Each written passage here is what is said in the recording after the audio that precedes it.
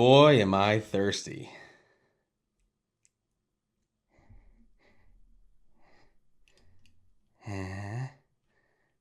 Just a little bit more.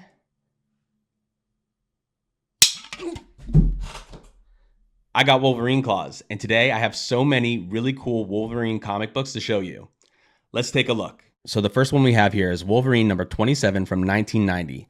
The writer was John Duffy, and the artist was Jim Lee. Need I say more? I mean, Jim Lee is one of my favorite all-time artists, and I think he absolutely killed it on this cover. I really love Jim Lee's modern art, but I especially love his older art, his earlier stuff that he did on like Xmen and Wolverine, as you can see here. So this is just an iconic cover by Jim Lee. A lot of people know this cover, and it's really cool to have in my collection. Moving on, we've got Wolverine number 1 from 1988.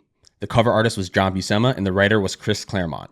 So this is the first issue of Wolverine's first ongoing series. There was a solo titled Wolverine limited series by Chris Claremont and Frank Miller, but this is the first issue of the first ongoing Wolverine series, and it's just really cool to have, especially mine because it's signed by the man himself, Chris Claremont. So this actually came out recently. This is Deadpool and Wolverine World War III from 2024. The writer was Joe Kelly and the artist was Adam Kubert.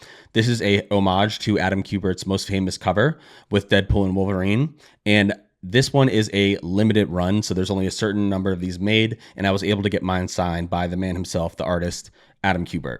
Really cool. Next, we have Uncanny X-Men 172 from 1983. The writer was Chris Claremont, and the cover artist was Paul Smith. So the cool thing about this one is this is when the X-Men get invited to Wolverine's wedding in Japan to Lady Mariko. So as you can see here, the wedding invitation's on the front, and obviously things don't go as planned. Really cool issue. I love the whole saga of Wolverine in Japan. It's really classic and awesome content. Next, this one is just cool because I love John Romita Jr. This is Uncanny X-Men 207 from 1986.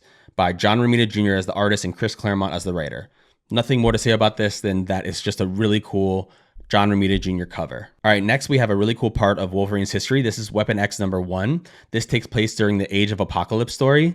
And as you can see, this is where we get the Wolverine that has one hand cut off. I believe his claws still come out of that stump, which is kind of funny. But yeah, and we saw this character in the Deadpool and Wolverine movie, which was pretty cool. They did kind of a little nod to this character. Really, really cool. The whole Age of Apocalypse thing is an interesting story.